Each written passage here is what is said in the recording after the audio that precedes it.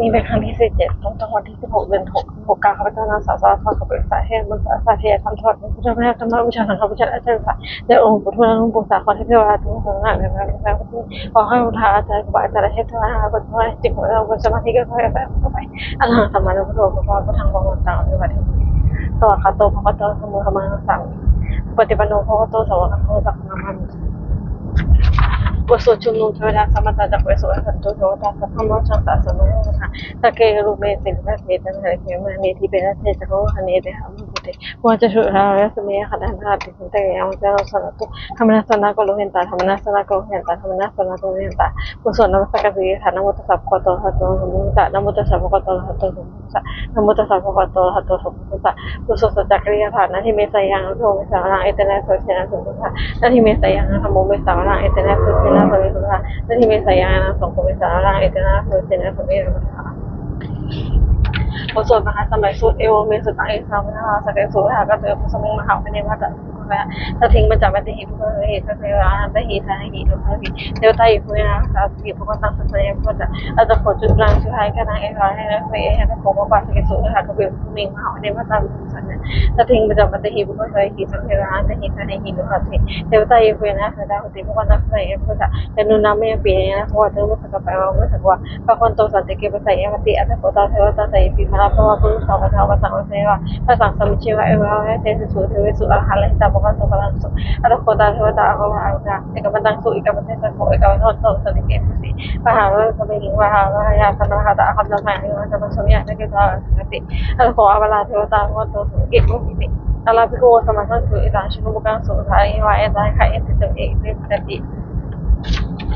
atau ko apala sa hoto to sa dikit mo kasi kilang mo ng hangin kilang o sa may siya sa sumala sa pumunta sa natin atau ko apala sa hoto sige mo kasi ikit ko na sa iya sa may hangin so sati ala ko palagi ko amate sige ko ya ko sa to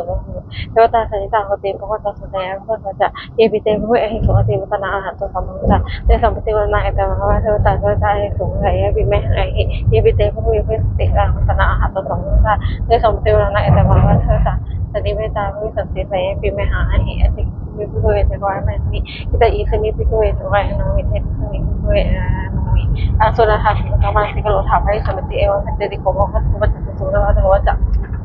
kilo kamu ke semia hawa saya tidak benar benar kata aku seperti nalar masuk atau otomatis sama ya saya biar sedena doa ni guru kita tu mesti kita mungkin dua kayak kita ada yang hotel atau mungkin sana desa bangkuan kamu sama kayak apa kita tak mungkin sana ni tentang ini sana kamu kan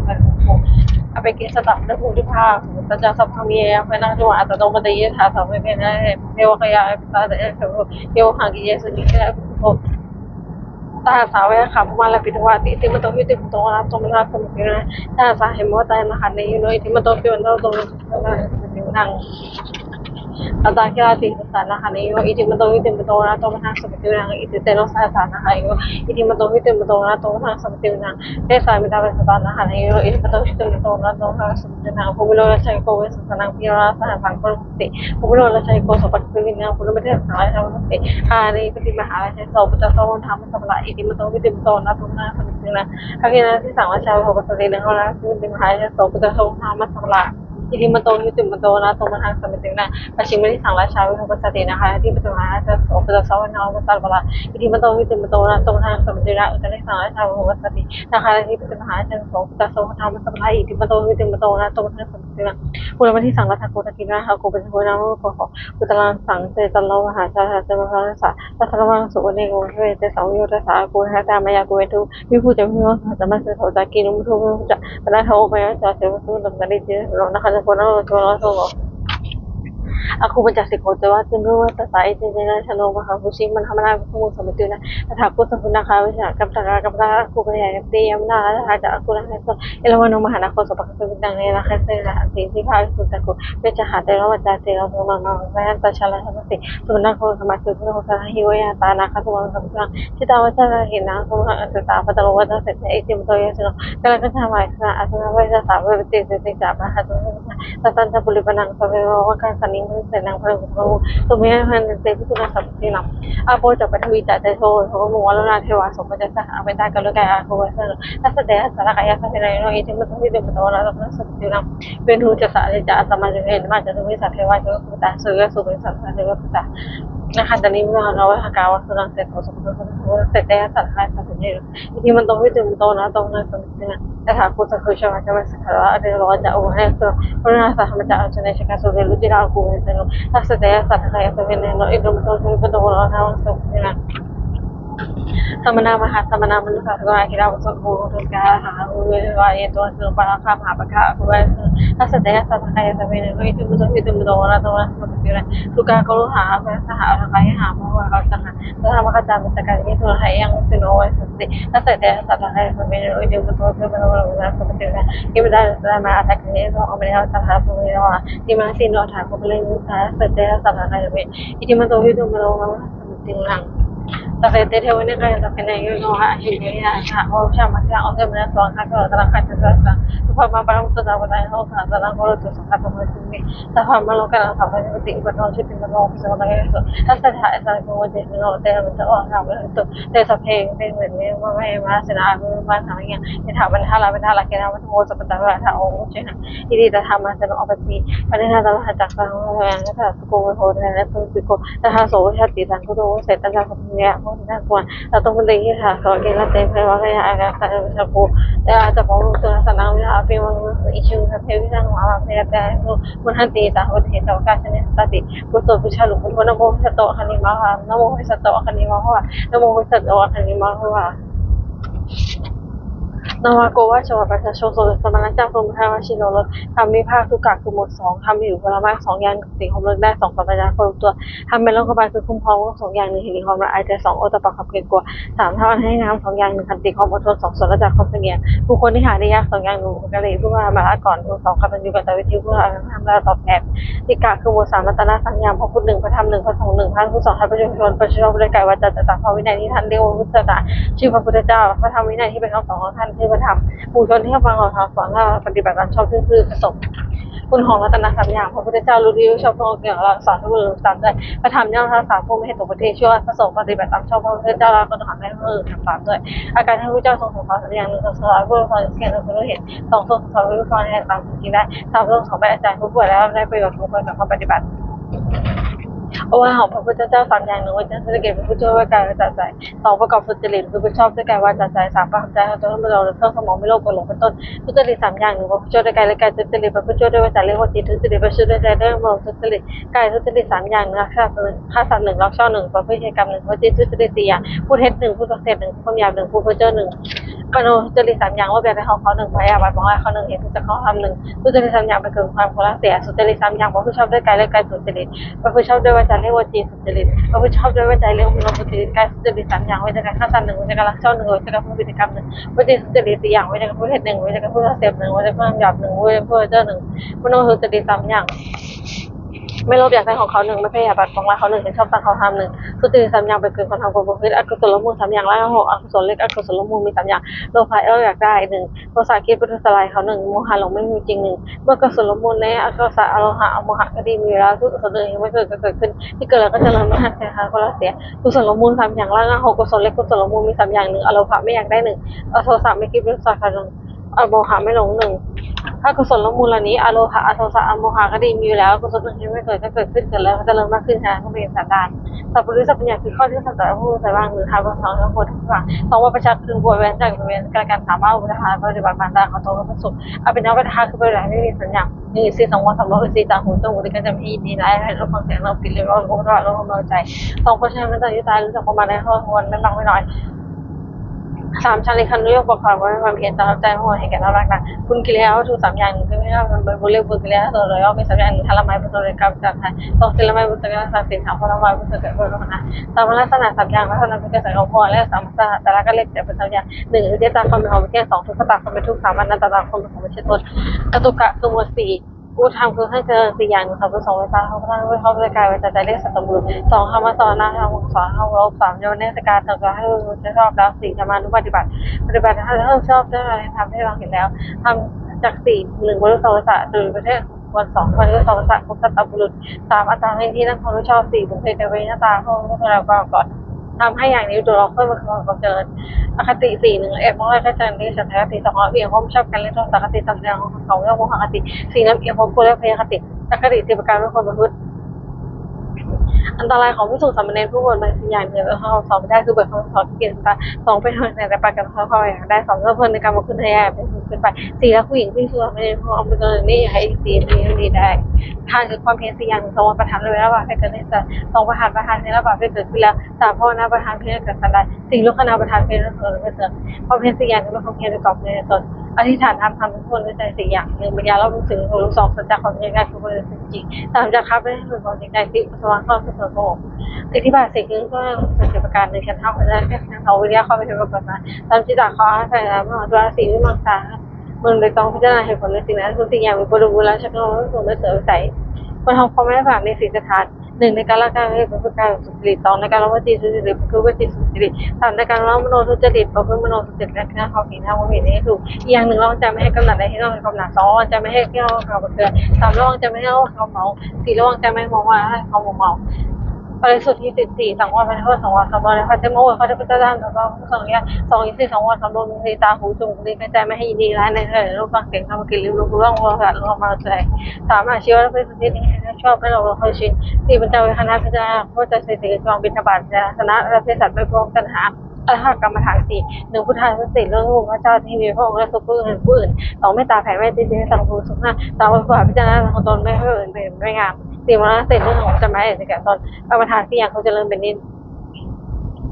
ผมไม่หาร4 1ด้วยแต่ก็จะไปหาสุข2ก็เวลาความกรุณาสงสารให้เพิ่มทุก3วิธีทางความพอยินดีผู้อื่นได้ดี4ไปข่าวความเฉยไม่ได้ใจเมื่อคำว่า4อย่างนี้เป็นเครื่องอยู่ของท่านผู้ใหญ่สติปัฏฐาน4 1กายานุปัสสนา2เวทนานุปัสสนา3จิตานุปัสสนา4ธรรมานุปัสสนาสติกำหนดพิจารณาในแวดล้อมว่าสัญญาการไม่ใช่สัตว์ตัวบุคคลเขาเรียกว่าเวทนานุปัสสนาสติกำหนดพิจารณาเวทนาสุขทุกข์และไม่สุขไม่ทุกข์เป็นอารมณ์ว่าเวทนาสัญญาเวทนาไม่ใช่สัตว์ตัวบุคคลเขาเรียกว่าสมุทัยเวทนาสัมปนาสติกำหนดพิจารณาใจให้ต้องมองคงแค่เป็นอารมณ์ว่าสัญญาใจไม่ใช่สัตว์ตัวบุคคลเขาเรียกว่าจิตานุปัสสนาสติกำหนดพิจารณาเป็นกุศลหรืออกุศลที่ผู้อื่นเข้าใจเป็นอารมณ์ว่าสัญญาธรรมไม่ใช่สัตว์ตัวบุคคลเขาเรียกว่าธรรมานุปัสสนาธาตุกรรมฐาน4ธาตุ4คือธาตุดินปฐวีธาตุน้ำเรียกอัปปธาตุไปเรียกเรือธาตุลมเรียกโยธาธาตุใดมีลักษณะแข็งธาตุน้ำเป็นปฐวีธาต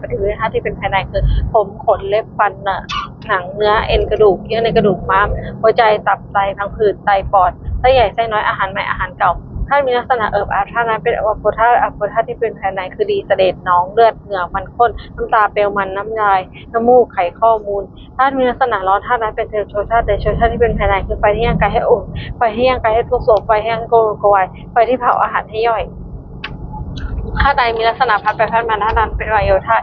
ธาที่เป็นภายในคือลมพัดขึ้นบนลมพัดถึงเรื่องต่ำลมหรือท้องลมหรือแส้ลมพัดเป็นตัวลมหายใจความพิจารณาการนี้เห็นว่าเป็นธาตุ4ดินน้ำไฟลมผสมกันอยู่ไม่ใช่ของเราไม่ใช่เราเรียกว่าธาตุกรรมฐานอริยสัจ4 1ทุกข์2สมุทัยคือทุกข์เกิด3นิโรธคือความดับทุกข์4มรรคคือข้อประความดับทุกข์ความไม่สบายกายไม่สบายใจที่ชื่อรู้ของตัวเองตัณหาคือความทะเยออยากที่คือสมุทัยเพราะเป็นเหตุทุกข์เกิดตัณหานั้นมี3ประเภทคือตัณหาความอยากได้ใครเรียกว่าตามตัณหาอย่างหนึ่งความตัณหาอยากเป็นนู่นเป็นนี่ไม่เรียกเพราะว่าตัณหาอย่างหนึ่งตัณหาความอยากไม่เป็นนู่นไม่เป็นนี่ด้วยภาวะตัณหาอย่างหนึ่งความตัณหาอย่างสี่ทุกข์นั้นต่อไปชื่อที่เราเพราะความดับทุกข์ปัญญาเห็นชอบว่าสิ่งนี้ทุกสิ่งนี้ทุกเกิดสิ่งนี้ให้ถึงความดับทุกข์ได้ชื่อว่าเพราะความถึงรับทุกข์มรรคมีองค์8ประการปัญญาเห็นชอบ1ดำริชอบ1เจรจาชอบ1ทำการงานชอบ1ในชีวิตชอบ1ทำความเพียรชอบ1ตั้งสติชอบ1ตั้งใจชอบ1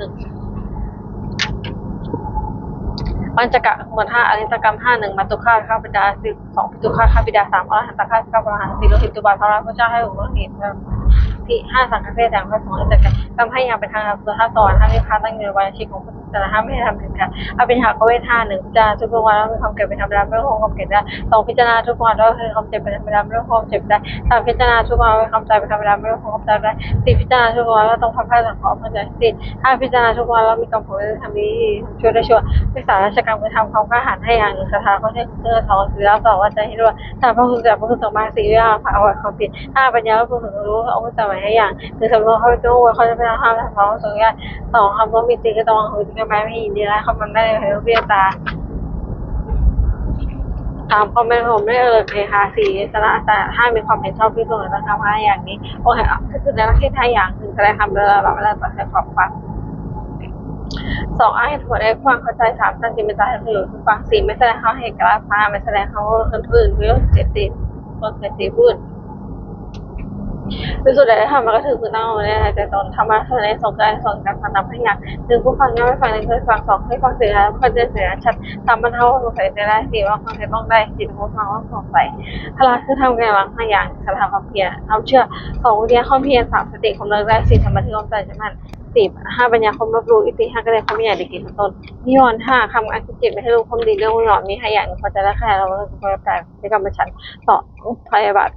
ปองร้ายผู้อื่นเรียกพยาบาทสามคนที่เกิดหัวแล้วก็เป็นเรื่องทิมิทาสี่ผู้สร้างรำคันแล้วคุณจะห้าตรงลงนั่งในวิจิกิจจาขันห้าการกระจายนี้เอาไปห้ากองแล้วว่าขันห้าหนึ่งรูปสองเวทนาสามสัญญาสี่สังขารห้าวิญญาณธาตุสี่คือธาตุดินน้ำไฟลมประชุมกันอยู่เรียกกายเรียกว่ารูป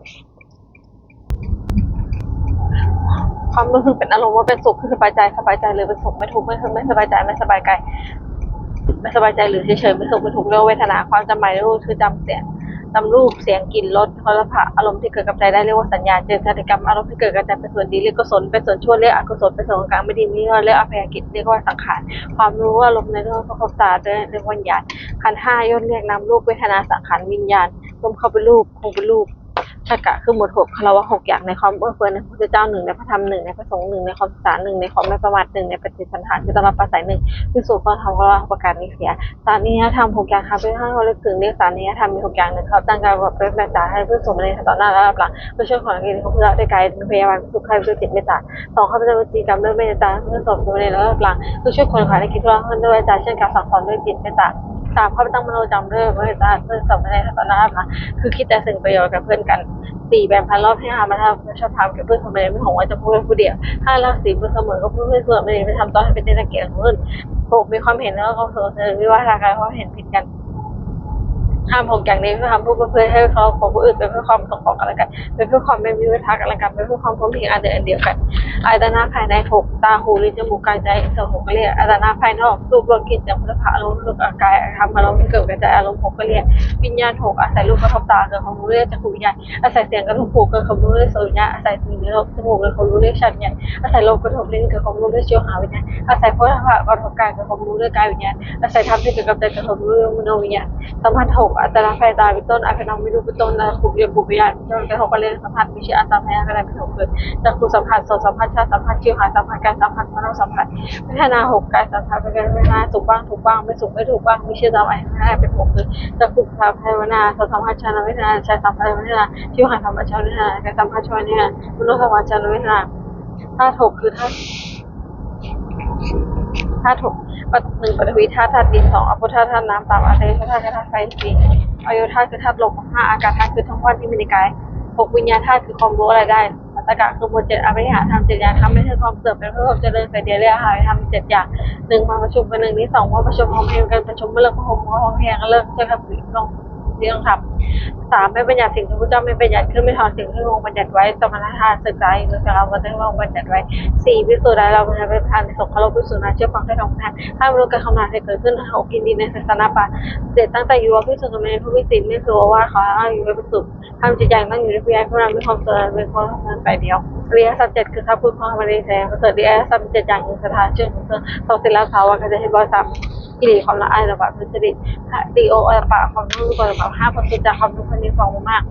คือทรงทำแล้วรู้สึกระยะมากหกจากข้าไปสิทธิ์ของทุกคนให้ปันเจ็ดปัญญาเรารู้สึกเป็นประโยชน์และไม่เป็นประโยชน์สามวิริยธรรมเจ็ดอย่างทำของสมุทิสัมพันธ์เจ็ดอย่างทำมายุตาความรู้สึกเหตุรู้สึกนี้เหตุทุกสิ่งนี้เป็นเหตุทุกทายุตาความรู้สึกผลสิ่งนี้เป็นทุกเป็นผลในเหตุอันนี้ทุกเป็นผลในเหตุอันนี้สามารถทายุตาความรู้สึกตนว่าเราชัดสกุลและสัมปทานความรู้เพื่อทำมีเท่านี้แล้วเพื่อตรงให้สมผลไม่อยู่ยังไงห้าสี่บรรดายุตาความรู้จักมาเสริมเชื่อคิดและให้ชอบรู้จักมาในเรื่องของจวนห้าอะไรยุตาความรู้จักการเวลาสมควรในการประกอบกิจการหกสาวเรียนวิตาเขารู้จุกประชงโชว์ขยาวชุดตอนนั้นบุญนี้เขาไปหาตอนห้ามกิริยานี้เติมพูดอย่างนี้เป็นต้นเจ็ดค่ะเวลาตาทั่วบุคคลว่าคนนี้เป็นคนคบคนดีเป็นคนไม่ดีเป็นคนคบเป็นต้นแต่ประเทศไทยมีกิจการสตาร์บรูประกอบไปทำกิจการคือมีศรัทธาความละอายบาปเป็นของโคตบาปเป็นคนที่ฟังมากๆเป็นคนรู้ความเพียรเป็นคนสึกไม่ทงเป็นคนมีปัญญาจะปรึกษาสิ่งใดก็ไม่ปรึกษาคนเบียดเบียนตนผู้อื่นสามจะคิดสิ่งใดก็ไม่ผิดเบียดเบียนตนผู้อื่นห้าจะพูดสิ่งใดก็ไม่ผิดเบียดเบียนตนผู้อื่นหกจะทำสิ่งใดก็ไม่ผิดเบียดเบียนตนผู้อื่นหกเป็นความเห็นชอบทำดีๆทำชั่วได้ชั่ว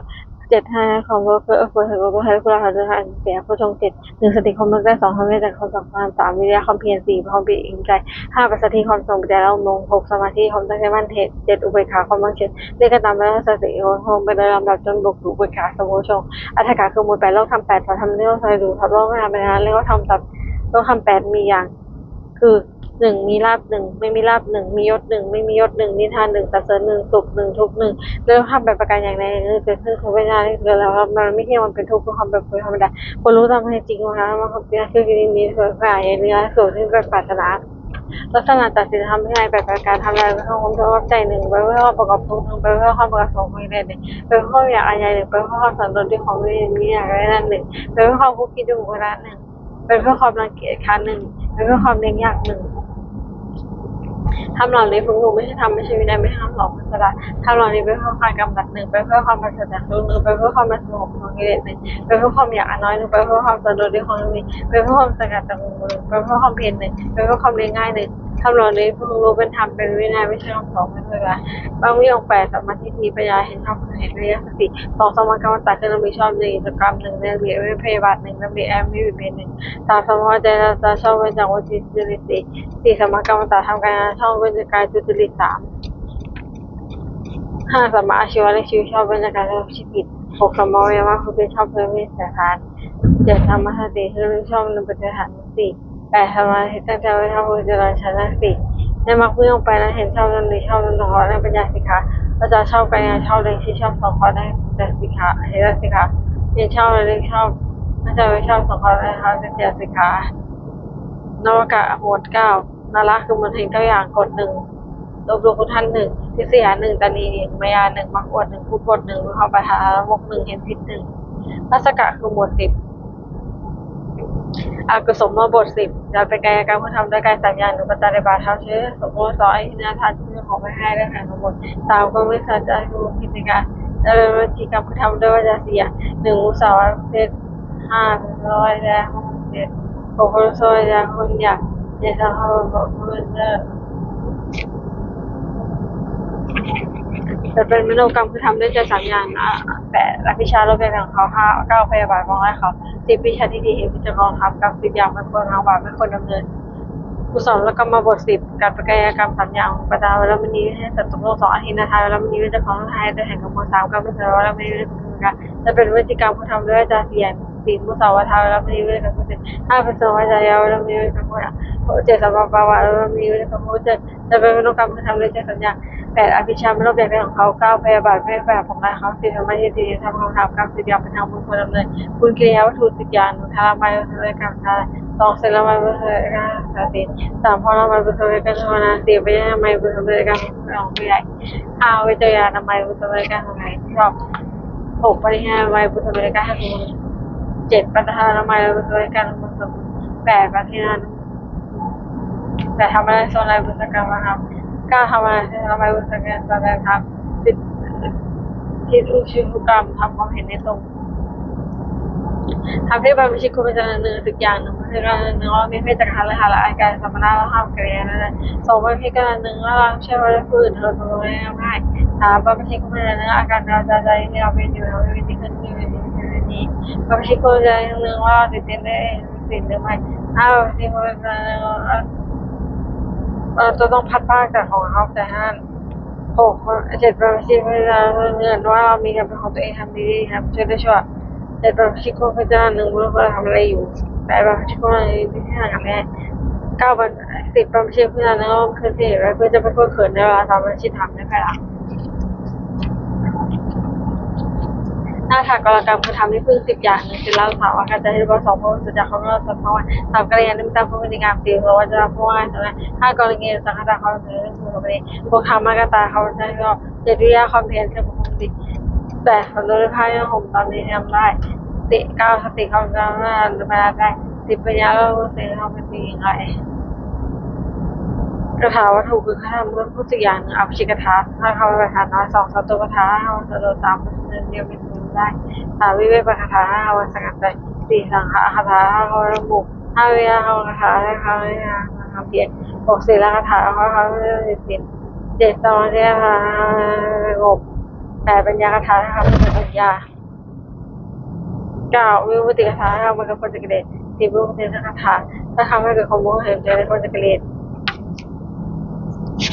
อนุสติคืออารมณ์ที่คนระลึก10ประการ1พุทธานุสติเรื่องของพระเจ้า2ธรรมอนุสติเรื่องพุทธะตามสังขันนุสติเรื่องของพระสงฆ์4สีหานุสติของพระ5จาคานุสติเรื่องของพระบาทเวลาสิทุกคนให้เป็นเท่าไรเจมนาสติเรื่องของเป็นสิมหาดล9อนาปสติเรื่องมหาวิทยาลัย10วานาสติเรื่องคนไม่ได้ผ่านซึ่งเป็นที่ละเอียดของทุกกินในกาคือบุญเป็นเด็ดอุปกิเลสซึ่งข้อมูลทุกอย่าง1อารมณ์โลภ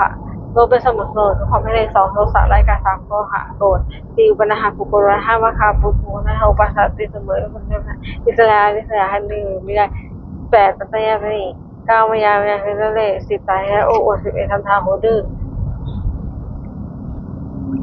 12สารพัดแห่งดี13สิมานาถือตัว4อติมานาดูดื่นท่าน5มัทธะโมเมา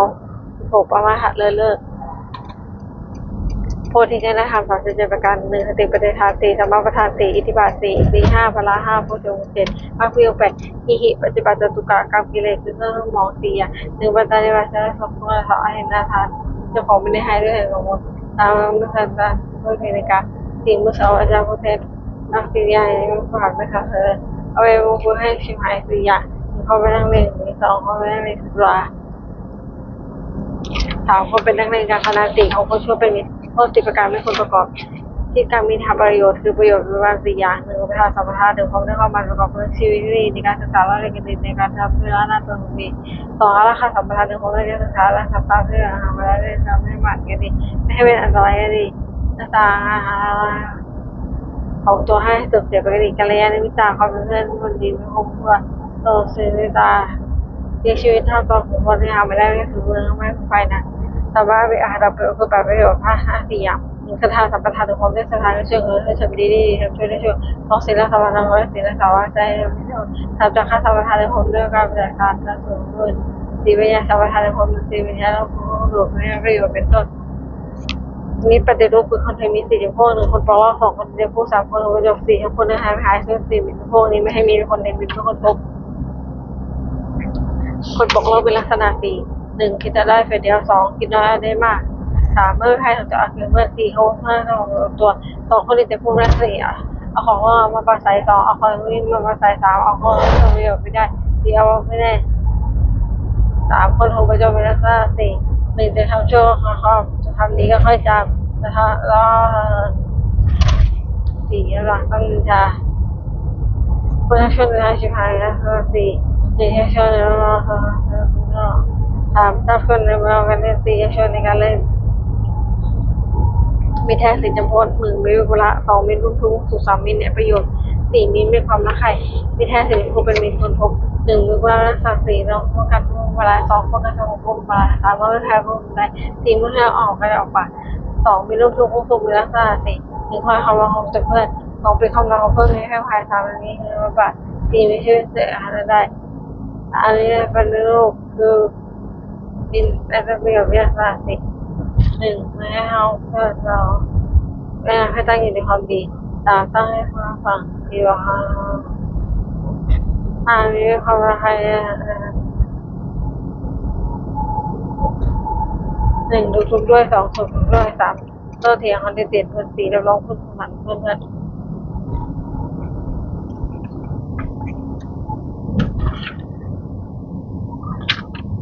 สังฆาอุหุสิยา1ทานเป็นของขปัน2เปียววาจาเชื่อมา3อัตตะเลียตัวพูด4ธรรมะตาเป็นคนรู้ตัวทุกสิ่งอย่างเป็นเครื่องยืนยันจากผู้อื่นไม่ได้สุขของคนหันอย่างสุขภาพ2เรื่องครับพวก2พวก3เพื่อเป็นความไม่ต้องมี4สุขแปลว่าเป็นปราศจากโทษความปัญหาของบุคคลที่สมมาได้ยาก4อย่าง1ความสมบูรณ์ความชอบ2เพื่อ3เป็นการผู้ครอง3ความรักษางาน4ไม่ใช่ของบนสวรรค์ทำ4อย่างเป็นสมมาอีก4อย่าง1คาถาสัมปทานของคาถา2ศีลสัมปทานของ3จากข้าสัมปทานของจาก4ปัญญาสัมปทานของปัญญาเราคุณอ้างข้าจะตั้งอยู่ไม่ได้งานเพราะสถานที่1ไม่หาพระสุดที่หายแล้ว2ไม่รู้ว่าสูตรหรือคำขา3รู้จักประมาณในพวกคน4ตั้งสติหรือดูทุกสิ่งให้เป็นแม่เรือนพ่อเรือนพวกจนมงคุณสกุล4สถานนี้เสียคำของเราว่า4 1ศึกษาศึกษาการ2ธรรมะรู้จักจงจริง3คันติของอุทน4จาคะคอนของนักปัน มันจะกลับประโยชน์ในการเพิ่มบริหารยาบริโภคใช้ที่รอบละหนึ่งเลี้ยงตัวบรรดาบิดาพ่อสุขสองเลี้ยงผู้สูงอายุสามบำบัดอาการเกิดการสี่ทำที่ให้อย่างคือขอควายยาติดพิษของข้อยาต่อขอควายอติพีรับแขกขอควายอปุเหตพีงูเนื้อผู้ตายงูและสพีถวายเป็นลมและเสียก่อนต้นประการเทวดาตพีจะทำบุญเท่าที่ให้เทวดาวิญญาณถ้าเราควรจะชอบศีลห้าหนึ่งวานาเจตาแล้วมีเรื่องการเทศนาสุโขไปสองอธินาทานแล้วมีเรื่องความทุกข์ของไว้ให้สมบูรณ์สามการมือสาเจ้าแล้วมันนี่เป็นจากการประพฤติกรรมสี่มุสาวาทาแล้วมีเรื่องประพฤติท่ามุสาวาแล้วเป็นวันนี้เรื่องการดำเนินสาระไปเกี่ยวกับการของบ้านศีลห้าประการในคุณธรรมนี้วิชาวณิชาคือการค้าขายเขาเท่ากับให้อย่างหนึ่งค้าขายเข้าบริหารสองค้าขายมือสามค้าขายสัตว์เป็นค้าขายบริหารสี่ค้าขายน้ำมันค้าขายยาพิษการค้าขายให้ยานี้ถ้าไม่ว่าสมประกอบหนึ่งสมประกอบว่าสมของที่ทำประกาศหนึ่งประกอบด้วยคาถาสองคือสี่คือสามเชื่อมงคลไม่ใช่เชื่อเราไม่ใช่มงคลสี่คุณต้องเก่งพุทธศาสนาถ้าเป็นศาสนาบัวศพก็คือเราทำการแล้วจะทำดูวิบิตจะประมาณนั้นอากาศคือหกหนึ่งกุลาทิมทีคิดถึงหน้าบิดาสองสักกินให้คิดถึงขวาอาจารย์สามประโยชน์ที่คิดถึงหางบุตรภรรยาสามอุตรทิศคิดถึงเบื้องสายมิตรสี่ห้าทิศได้ที่จิตวิทยาเครื่องตัวต่ำหกกุลาทิมทีคิดถึงคนสมรรถหนึ่งกุลาทิมทีคิดถึงบรรดาบิดาพลบุตรสันห้าหนึ่งท่านมาเลยทั้งตอบสองคำเกี่ยวกับสามลงสกุลสี่พระพุทธองค์รับสมรดกห้าให้มารดาบิดาชนีแล้วย่อมของเราด้วยสถานห้าหนึ่งห้าไม่ครบชั่วสองให้ตั้งอยู่ความดีครับให้เป็นเวลาสี่ให้ผมให้ถ้าว่าทำต้นในใจสองทักกินาทีที่มหาอาจารย์ทูสุดในสถานห้าหนึ่งเรียกขึ้นรับสองด้วยข้ารับใช้สามด้วยช่วยฟังสี่ด้วยประธานห้าด้วยข้าเข้าอาจารย์รุ่งชนีย่อมนอนฮอตสิบด้วยสถานห้าหนึ่งแนะนำดีสองให้เรียนดีสามบริษัทให้เครื่องเพิ่มบางอภังสี่ก็ให้ประกอบเครื่องสูงห้าเขาว่าบางทีทั้งหลายคือไม่ชิ้นไหนก็ไม่อยากอาชีพที่คือที่เบื้องหลังภรรยาสามีบูด้วยสถานห้าด้วยเขาภรรยาสองด้วยไปดูมีตามด้วยให้ลงใจสี่ก็คอมเมนต์ให้ห้าด้วยให้เครื่องแต่งตัวภรรยาด้วยชนีย่อมคนนอนสามีสถานห้าหนึ่งจัดการงานดีสองห้องให้พอดีสามไม่พ้นลงใจผัวสี่รักษาทุกข์ไว้ห้าขยันเป็นไม่กี่ครั้งในกิจทั้งปวงสี่อุตราทิศที่เบื้องซ้ายมีกระบุด้วยสถานห้าหนึ่งให้ได้ปันสองให้หัวเราะสามได้ให้ประโยชน์สี่ได้ทำโดยสมมติห้าด้วยไม่เก่งออกจากความเป็นจริงมีได้ชนีย่อมคนกระบุด้วยสถานห้าหนึ่งรักษามีผู้ลาสองรักษาไม่คงผู้ลาสามเมื่อครั้งได้สี่เมื่อคืนบัตรห้ารับผลตรงคงมีเหตุที่มาที่คือที่เบื้องต่ำเบาสถานห้าหนึ่งได้การให้ตัวกำลังสองให้อาหารรางวัลสามได้ให้เวลาเกิดขึ้นสี่ได้ใจว่าให้กินห้าได้เป็นสมัยเบาจุนยีแล้วก็ได้ด้วยสถานห้าหนึ่งก็คือทำงานก่อนนะสองงานให้หลังสามเป็นให้สี่ทำงานให้ห้าทำผลนะเป็นหกกุลทิมที่คือที่เบื้องทำมาพาโมโลบริษัทสถานห้าหนึ่งเข้าด้วยกายกรรมเพื่ออะไรประกอบด้วยเมตตาสองด้วยวิจีกรรมเพื่ออะไรประกอบด้วยกันสามด้วยมโนกรรมของอะไรประกอบด้วยเมตตาสี่เขาไม่พูดประตูเพื่อไม่ให้เข้าเมืองห้าสถานวัฒนธรรมรุษยาสถานหกหนึ่งห้าไม่ให้ทำเที่ยวสองให้ตั้งความดีสามให้ขอให้เจมินสี่ให้ได้ฟังให้ฟังห้าฟังให้แปมหกหาส่วนให้อบายมุขก็คือชิบหายหกหนึ่งเดิมน้ำเมาสองที่ก็คือสามที่ดูกันสี่เพื่อนกันนะห้าคงชมวินหกเกณฑ์ค้างกันมาหนึ่งเดิมเมาไม่เท่าโถหนึ่งเตะซับสองกองการวิทยาสามเกิดโลกสี่ต้องมีเตียนห้ามือจุดไอหกพังวางเนี่ยเที่ยวกับคืนมีเท่าโถหนึ่งเชื่อว่าเป็นสามตัวสองเชื่อว่าสาวเมียสามเชื่อว่าสมบัติสี่เป็นเทวาของไทยถ้ามันถวายหกว่าความสามารถสองเที่ยวดูกันเล่นไม่เท่าตองวัตถุสิบดูหนึ่งทำที่ไหนไปให้ขับร้องที่ไหนไปให้นั่นดีซีที่บอกไปให้นั่นเตะผ้าที่ไหนไปให้นั่นเพลงที่ไหนไปให้นั่นหกกระเทิงที่ไหนไปให้นั่นเรื่องการทำงานไม่เท่าโถหนึ่งเชื่อต้องโกเวสองเมื่อแพ้ต้องเสียดายซ้ำที่แปดโกซ้ำต้องหายสี่ไม่เชื่อค่ากับห้าเป็นที่เหมือนของเพื่อนเขาไม่ได้ทำเป็นของอย่างนั้นด้วยห้าคงจะเป็นรู้ห้าต่ำเป็นหกหนึ่งทำให้เป็นพนันสองทำเป็นอะไรชู้สามเป็นอะไรแล้วสี่ทำเป็นอะไรเรื่องของปลอมห้าเขาก็คือหน้าหกเอาเรื่องคนทำไมเกิดการทำงานไม่เท่าหกหนึ่งมาเอาให้นายเราทำงานสองมาเอาเราทำงานสามมาเอาเย็นเราทำงานสี่มาเอาให้ช่วยอยู่ไม่ทำงานห้ามาเอาเงินเราทำงานหกมาเอาให้อะไรนะเอาไม่ทำงานคู่หวังความเจริญด้วยเพิ่มทรัพย์คุณเพื่อเพิ่มผลประกันนิตยา มันติธนาคารยาเทวดาสินิสุเกลิติหิงติธามาเทวบุตรสติโกหาเอาเลยแต่กรรมการทุกพลังการบริหารหาวันเดสันมาตาพุทธาพุทธเตชะพระเอหัวทางไปให้เขากันยาการเขาจะเตะพระเทวสังฆาธาตุติอาหมุขะกะตะโคหะจะอะไรจะอาเกะหะโมเกโนปุริสัมปันวะพระเมเวติสันนาโหตุพระเวติปันนุพุทธสเนสมหังประเทศสันโตวะเทววัสสุบุญเวสสานังมิตุเมหันิมิตาลาจังจังอุตตะเอวะหามลาชนุปัสสะภะเดตาชนุคาถาตะปะตาเจนิภะพยาปตาเจนิภะโอสกปตาเจนิโสภาโหตุสวัญโนอุตตะอมิหิปิยะสัมทางสะเพเวอะตุสะปะทิติยะหะรังหุตุสะเพเยงสระตานาพิตาโหตุพะจันตุวะตาสุมุขตาโหตุสุมังสุมังตสวะตาสัพพะทาเวนะสุขียะตะโหตุสุพังสุมังหัตตุสวะตาสัพพะทาเวนะสุขียะตะโหตุสุมังสุมังหัตตุสวะตาสัพพะทาเวนะสุขียะตะสเพพุทธาพระปตาปะเจกจรังพระอาหารตนะสุโขสเพพุทธาพระปตาปะเจกจรังพระอาหารตนะสุโขสเพพุทธาพระปตาปะเจกจรังพระอาหารตนะสุโขสเพพุทธาพระปตาปะเจกจรังพระอาหารตนะสุโขสเพพุทธาพระปตาปะเจกจรังพระอาหารตนะสุโขสเพพุทธาพระปตาปะเจกจรังพระอาหารตนะสุโขสเพพุทธาพระปตาปะเจกจรังพระอาหารตนะสุโขสเพพุทธาพระปตาปะเจกจรังพระอาหารตนะสุโขสเพพุทธาพระปตาปะเจกจรังพระอาหารตนะสุโข กดแผ่ไม่ตายในอาหารสังเกตโตโฮมิเขาจะมุ่งสู่อาสังเงินโตโฮมิเขาจะมุ่งสู่อาหารโอโลโฮมิเขาจะสเวนอาหารพิยาโจโฮมิเขาจะสองคนสุขีตานังปริหารามิเขาจะมุ่งสู่อาเขาจะให้รู้สึกห่วงบทสอบแบบไม่ตายให้สัมปทานสัมปทานหาเพื่อรู้สึกเกลียดใจเขาสิเอาไว้เขาตุจงสุขเธอโยเกสกันเอาไปจับไปเขาตุจงสุขเธอโยเกสกันอันนี้ข้าเขาตุจงสุขเธอโยเกสรู้เขารู้กันเจอสุขีตานังปริหาราตุจงมุ่งสู่ใจได้เขาต้องเพื่อรู้เรื่องบทแผ่ไม่ตายจิตสัพเพตาเขาจะเขารู้เรื่องBasta may ang today. Para sa tang labo ko ko pala bro hindi kaya tayo na third. เพราะอันนี้ส่งผลบุญกุศลนี้ต้องสาธุคนแก่ข้าพเจ้าให้เขาข้าจากมุสโสว่าภัยเพราะว่าไม่มีให้มีรายได้คือมันคงเป็นสมาชิกเอาชอบทำเพราะว่ามีออกจากข้าจนอย่างเขาเรียนข้าพเจ้าข้าพเจ้าทำให้ตั้งบ้านเขาสองคนเขาเจ้าดำรงความมาต่อหน้าที่ทางประเทศพลายคนทางกุศลพระธรรมสอนทุกคนไปสู่โลกและเศรษฐีวันไทยยังพุทธะหรือผู้ว่าของคนสับสนเลยจะขึ้นให้เป็นด้วยพุทธานุภาพเทวานุภาพไร้ทางเพราะเอาตัวผลได้สื่อคนกับผู้ปกครองและผู้ชายทุกการศึกษา